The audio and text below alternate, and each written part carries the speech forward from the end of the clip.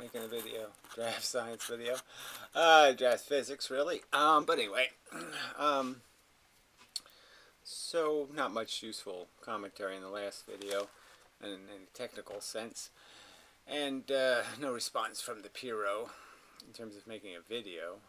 So I'd rather do video exchanges with somebody who would like to discuss fundamental theoretical physics. Yeah. Um, so anyway, I have some notes, so I'll go through my notes for the week, for the last couple of days anyway. Just stuff I was thinking about, stuff I didn't write down, but I guess I should as I make this video. Polarization, I was thinking about it some more. And, I'm quite confident. Like, okay, so let's give it a number. I'm 80% confident, that gravity is polarized, like light. That gravity is just photons without frequency, and that does carry this polarization idea. And I don't think it would work, the idea that I had where, the first half photon could be a little bit out of alignment with the second half photon, and that creates polarization in different directions because the alignment doesn't match, and therefore they wouldn't be able to go through certain gratings, certain filters. So I don't think that works for the gravity thing. And the gravity thing, I'm saying the polarization is what creates electricity and magnetism, is the fact that you can polarize gravity. So I'm thinking spin is probably the way spin is, is a good candidate. Whatever, 40%. I don't know what the number would be. Not highly confident, but it just seems like that might be, because you could sort of imagine that in a grating circumstance, if it's spinning with the grating, it's more likely to get through. If it's spinning perpendicular to the grating, spinning horizontally, going through a vertical grating, that it's more likely to be hooked, spin into when it hits something. That you would have that idea of not 100% kinetic exchange of directional information, but instead, if the spins are compatible, that the two things would combine a percentage of their directional information, and both things could end up going off in the same direction. So two things come in, both leave the same way. They give half of each. They give half of their direction to each other. Well, anyway, so spin could have something to do with that. But anyway, it's not terribly. I don't think it's not a critical thing to be able to describe what the mechanism is of polarization. The more important thing is to understand polarization exists, and that it has a significant impact on the reactivity, the ability of the thing polarized to react with other stuff.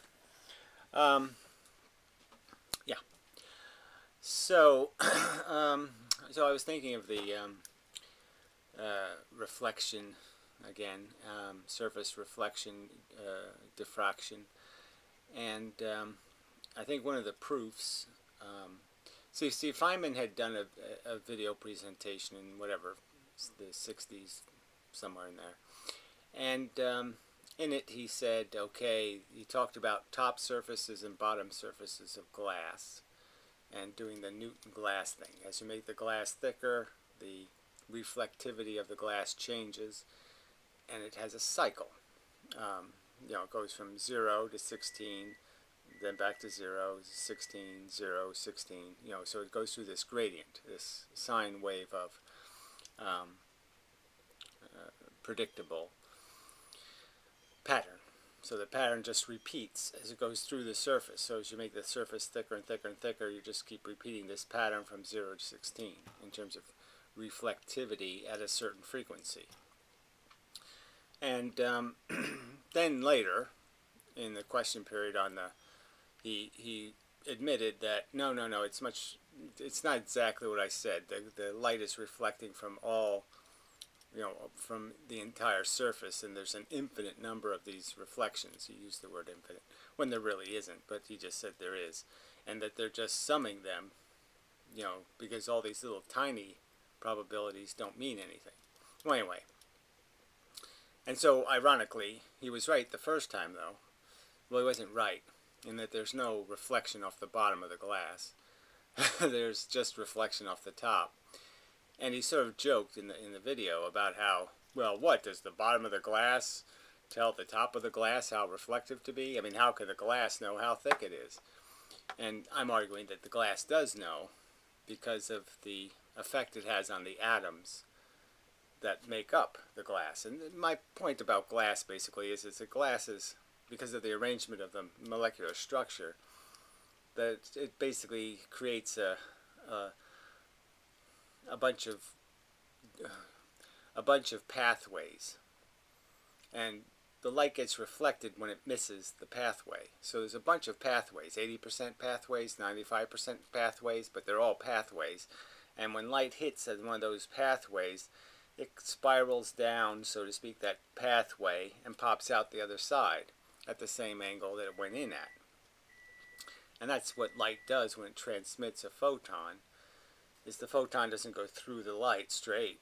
It gets captured and it goes through, the energy of it goes through the atoms. The atoms exchange the photon and produce a photon at the end that's basically got the same momentum, the same energy that the photon had going in.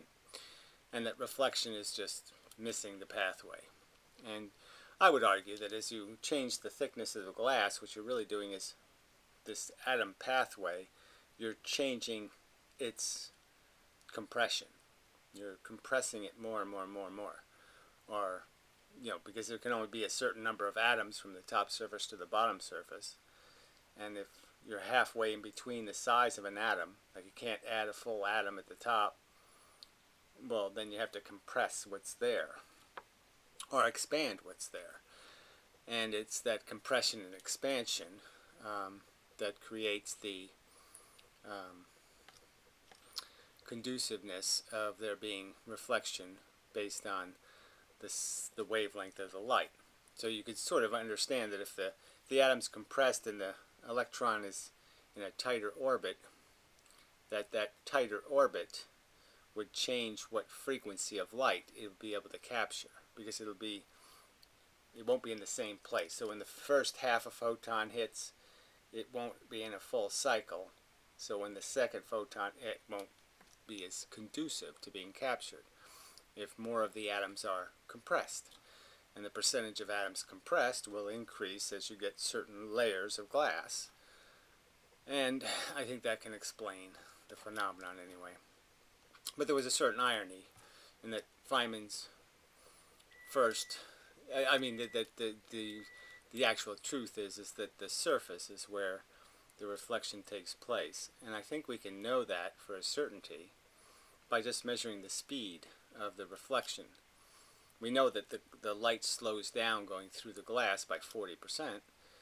So it seems pretty obvious that if there's no reduction in the speed of the photon and getting the reflected light is the same, there's no slowdown, that we know it didn't go through any of the surface or any of the glass to be reflected.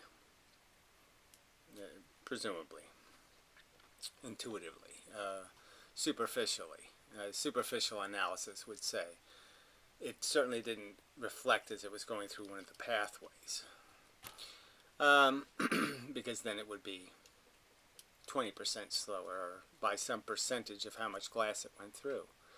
Slower, retarded in its progress would probably be the better way to say that, right? All right. Then another thing about Feynman, since I'm on the subject of Feynman, is the clock analogy. And this sort of relates to an old Hoffler video that somebody linked me to that I already had seen, but I responded to, but I guess I could respond to it better. He made a point about polishing the glass, and that somehow this would be a reason that there'd be no interactions with electrons. But of course it doesn't. I'm not talking about irregularities. I'm not talking about convolutions and, bizarre structure.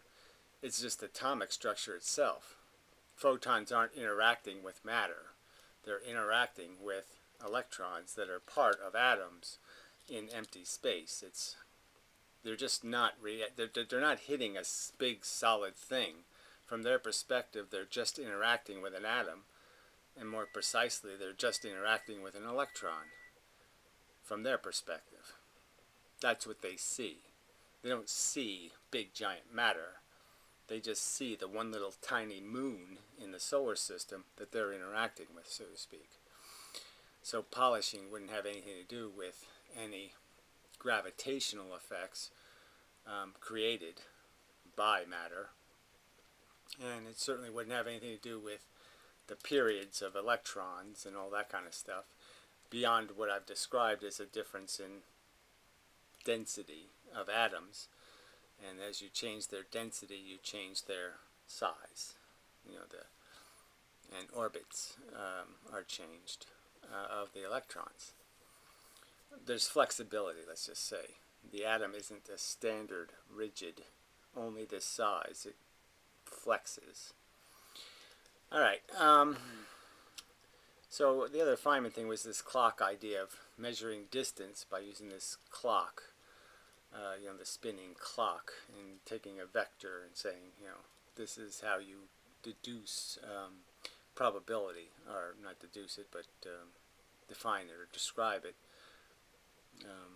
detect it, wrong word, well, whatever, is to take the area of the hypotenuse of the triangle you create by the two different 3 o'clock, 10 o'clock. When you create those two times on the clock, you create a triangle, and it's the hypotenuse and the square of that hypotenuse that would give you your probability that you'll be in the cycle, that you'll be in the where you'll be in that from 0 to 16 kind of circumstance. Better to say that. So it's just a way of representing the probability, and more specifically, it's just a way of representing the fact that it's a repeating pattern, that the pattern repeats. It's like a clock. It's just 12 numbers. 12 positions. There's 16 probabilities, and what defines what defines the probability would be the extreme, the 12 o'clock to 6 o'clock. So it cuts the clock in half essentially. But anyway, it's just a way of representing a repeating pattern. Also, besides representing distance, time represents distance in a way, in a very explicit way, if you're using the constant of the speed of light. So with a constant that is the speed of light, time and distance become a measurement of the same thing, just like wavelength and frequency and period are all really the same thing. I wrote down location changes, what frequency of light is something to be reflected. Yeah, whatever. So that's the compression of the atoms part, but I don't want to get into that again. But I did want to say something relevant. It's just okay. So in the two-slit experiment, all these things, I'm just saying if people are willing to just say, well, let's start over, and let's not presume any wave theory of light, and let's not presume any particle theory of light, and let's just say, what did we observe in these experiments? And I think if you're fair to those explanations, fair to the understanding that what you're really talking about is a nuclear reaction. Everything's a nuclear reaction in a way. Everything has to be understood as a nuclear reaction. Any vibration that travels through us, any kind of thing that it only happens, it only gets communicated across distance because nuclear bits, subatomic particles, do the transmitting. it's I guess you can't say the only thing, because I could take a piece of paper and write something on it and then move it from here to over here, and it's going to be hard to see the nuclear bits doing that. But obviously the movement from here to over here is nuclear bits. All that stuff has to go from here to there, all of it. Every one of the little nuclear bits has to go from here to over where I place it. And that was another subject I sort of brushed on in the last video, was the idea of a vacuum. And the idea, I guess what I wanted to get to was the fact that the matter is in the same empty space we're in. You know, the same space. And the space is completely permeable.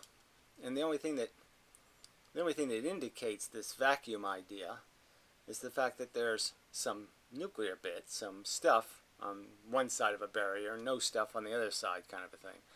And you're just really talking about moving stuff from where it is to someplace else.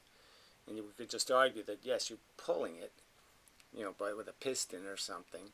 And you're doing that because there's a molecular connection. The things are gravitationally, electrically, magnetically, it's all gravity, but they're connected to each other. They're being held together by this pressure that exists in space, in everywhere. And that pressure is what makes it possible to pull them out or move them together collectively, is that they're connected to each other. And the entire structure of the atom is all connected to each other. So even though there's directional bits circulating an electron, they're all connected gravitationally. So when I move one, I'm going to affect all the others, because I change the gravity balance of the system. And you can't, if you do that, you're going to change everything else, depending on how substantial the movement is, how substantial the change is. Yeah, so everything's going to have to eventually go with it, just because it'll go where the gravity is. Sort of. So yeah, but it's just this idea of a vacuum. The idea of an impermeable space is kind of silly, right? Even though there's something called solid steel or something, and there's this tight bond between atoms, empty space still could flow through it with no problem. It theoretically can move through empty space without there being any resistance. You know, it could go from here to over here, and there's no resistance of the medium itself. The only thing that can create resistance to that movement is some other stuff that's already occupying the space that will now have to be pushed out of the way before you can take the space it has. So yeah, it's just this idea of a vacuum is kind of silly in the sense that there's no real impervious matter. I mean, all matter is pervious to space, theoretically. All right. Not an important subject, but sort of interesting. And it gets to this idea of how strong the pressure really is. We're not feeling it, but there's this incredible pressure forcing everything together. And you can sort of realize that when you do create some kind of vacuum, because then you see what the real pressure is of the matter. What's the right word to use? The strength of that gravity that matter is creating, and how strong it is in terms of bonding things together. It's a better way to try to express that. But anyway, so in overview, I want to, you get to this idea that it's just addition and subtraction of this directional information. Something goes in, something comes out. And what happens in the function of the universe is that these exchanges end up being patterned. They end up having an order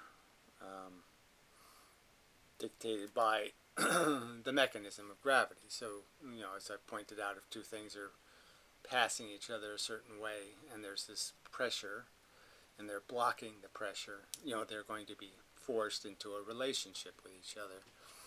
And that's the exchange of direction that's taking place, is the pressure just keeps maintaining that relationship. It keeps exchanging constantly, this for this, and then this for that, and this for that. And so it's only the imbalances that you see. So the pressure's completely balanced, and then all that makes something visible, in terms of calling it energy or calling it movement, is the fact that some imbalance is created on one side or the other. More going this way when in, and more going this way when out, and so therefore the thing has to go that way. It has to go however the addition is. Whatever moreness was created or blocked in its environment. So everything is being affected by just stuff out around it that is changing the balance of its disposition, what it's collected as a group of arrows. And so we've collected a certain imbalance in the sense that the earth is moving us, by spinning. Then there's the movement of the earth around the sun, and then there's the rotation of the entire solar system potentially. And so we have these collected directions, but they all have to be summed into a product that's a net imbalance. The net is all there really is.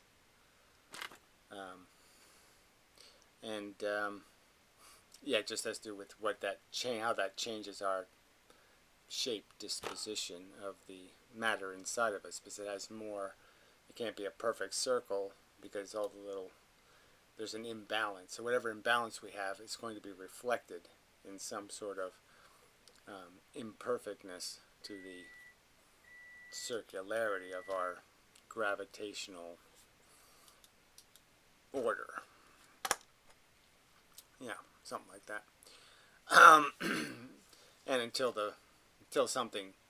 some other force changes that's the way it will stay. I mean, once you have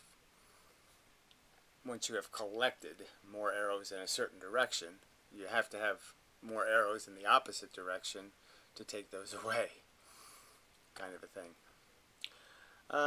So yeah, that's getting in deeper than just photons, and I really don't want to do that for now. But that's the context, so you have to talk about it a little bit, because as I'm arguing, photons are just one kind of quanta, one expression of it, and that the more significant expression of it, the bigger, the more abundant, is gravity. And gravity is not a force. It's a application of real material substance, energy, whatever you want to call it. It's just that it doesn't its native tendency is to be equal, and that it's only little pockets of imbalance that change that, and those pockets of imbalance have their rational expression, which is they radiate an imbalance back out to the universe.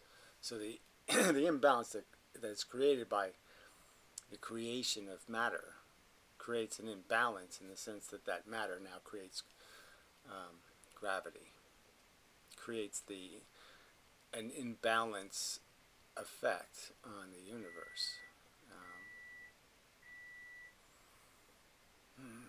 It's probably not the right way to say it, but close enough. So yeah, probably enough. Yeah. So till the next time, until I can find somebody who wants to argue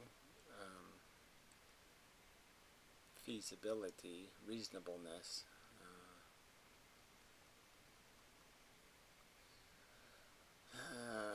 what's a better word for, I mean, the quality of different theoretical interpretations,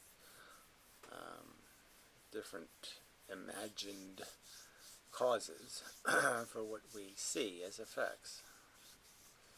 Yeah. All right. Until next time. So forth and whatnot. Yeah.